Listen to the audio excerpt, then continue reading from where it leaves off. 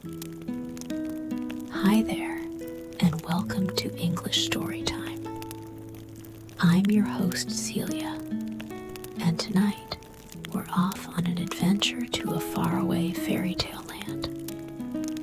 But hold on, this isn't your regular fairy tale.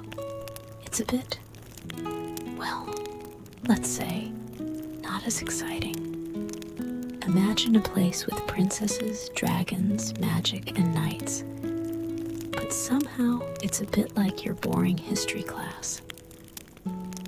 So, get ready to join me on a not-so-thrilling journey. It might even make you so sleepy that you'll doze off. How cool would that be? Before we dive into our story about this not-so-exciting land, let's take a moment to relax and get comfy right where we are. Don't worry if you're not familiar with the language of sleepy time narrator. We're just going to do some calming stuff. Sounds a bit boring, huh? Close your eyes. Well, they should probably be closed already because, we're here to relax and maybe even fall asleep. I'm sure the ceiling in your room has interesting things, but let's focus on your eyelids. We're aiming for the most boring things we can think of. Now, with your eyes closed, let your body sink into your bed. It doesn't matter if you sleep on your side, tummy, or back like a vampire.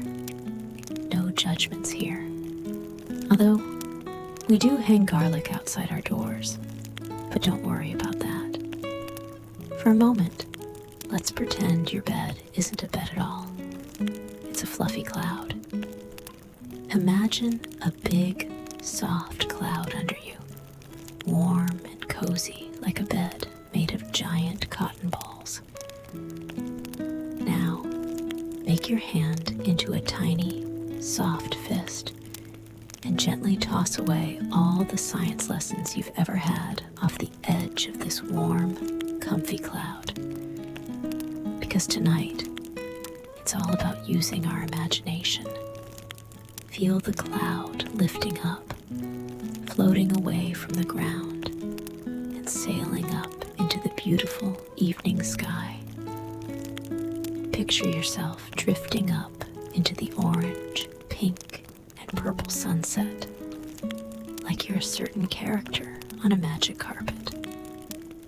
Up here, it might even feel like you're in a whole new world. As you float safely on this magical cloud, a gentle breeze brushes over your skin, soothing you as the last warmth from the sun kisses your body. And up here, held carefully by the heavens, you can really pay attention to how you feel. Let's focus on your head. Sometimes, when we have trouble falling asleep, it's because we have lots of thoughts bouncing around in our heads. It's like our brains forget to be polite. But guess what? I like to imagine those thoughts are like my grandma's yarn.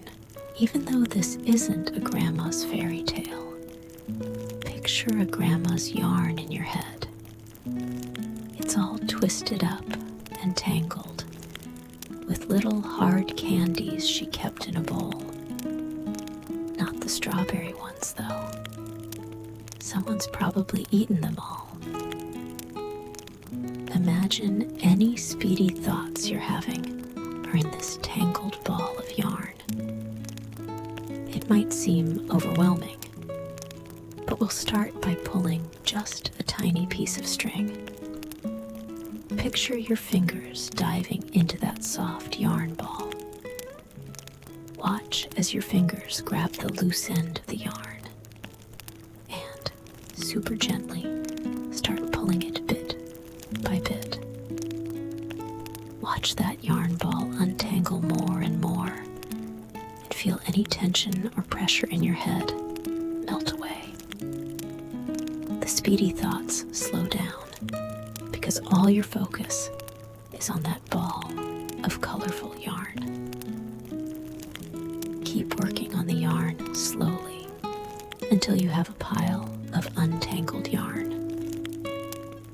If you want, pretend you've made a cozy blanket. Just make sure to save one for me. Now that we've taken some time to get comfy and relax, let's start our sleepy time story. Sleeping Beauty. Once upon a time, in a kingdom far away from the hustle and bustle, there lived a beloved king and queen who were cherished by their people. Their one and only desire was to have a lovely daughter. The dream finally came true one day, and their daughter entered the world. To celebrate this joyous occasion, they hosted a grand banquet, inviting kings, queens, and 12 fairies from neighboring kingdoms. Each fairy bestowed different blessings upon the newborn princess, including eternal happiness and exquisite beauty. Under these enchantments, the princess grew into a kind and generous girl, endearing herself to the people. However, amidst the joyous festivities, an ominous laughter echoed through the hall. The 13th fairy, who had not been invited, made a dramatic entrance. She approached the princess's cradle, pushing aside the 12th fairy, who was about to give her blessing. The evil fairy declared, "Though you did not invite me, I have a special gift for this princess. On her 16th birthday, she shall be pricked by a needle and fall into an eternal sleep." The king and queen, shocked and desperate, pleaded with the good fairy to help. The good fairy regretfully admitted she couldn't entirely lift the curse, but could soften it. She said, "When the princess is pricked, she will not die, but instead sleep for 100 years. Only a prince's kiss can awaken her. That is the best I can do." To protect the princess, the king ordered all needles in the kingdom to disappear and assigned guards to watch over her as she grew older.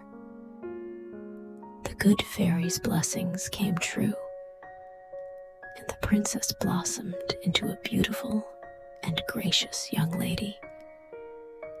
However, on her 16th birthday, tragedy struck. Locked in her room, the princess felt bored and opened the window to enjoy the pleasant weather. A crow flew by and dropped a small box on her windowsill. Curiosity got the better of her, and she opened the box to find a dazzling diamond ring. Assuming it was a gift from the good fairy, she joyfully put it on, unaware of the tiny needle concealed behind the diamond. As soon as the princess wore the ring, she was pricked, and a sudden sleep overcame her. The room fell silent, and when the king and queen rushed in, they found their daughter lying peacefully on the bed.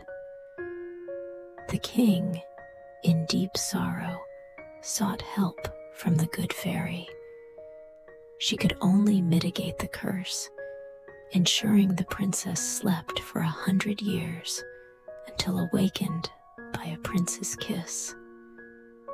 So she cast a powerful magic and put the entire palace into a deep sleep. Years passed, and the palace became overgrown with vines and thorns, impenetrable to anyone. One day, a prince and his soldiers passed by. Intrigued by the entwined palace, the prince decided to enter and rescue those under the curse. With his sword, he cut through the vines, revealing a path to the palace. As he entered, he discovered the entire palace in a deep slumber. He searched every room until he found the princess. Seeing her lying there, he couldn't help but be captivated by her beauty. Gently, he kissed her on the cheek. Miraculously, the princess woke up. Bewildered, she asked, "What happened? Am I still dreaming?" The prince replied with a smile, "You are no longer dreaming. The curse has been lifted. Please give me your hand and let me help you up." As the curse lifted, everyone in the palace, including the king, queen, guards, and even the animals, woke up. Overwhelmed with joy, the king and queen embraced their daughter. The prince knelt before the king, expressing his sincere desire to marry the princess. The king happily agreed, welcoming the prince as his son-in-law. In the end, the princess and the prince had a grand wedding, inviting all the fairies to celebrate the joyous occasion. The evil fairy, unable to harm anyone after the curse was lifted, vanished into the distance. From that day forward, the kingdom regained its happiness, and the princess and prince lived happily ever after.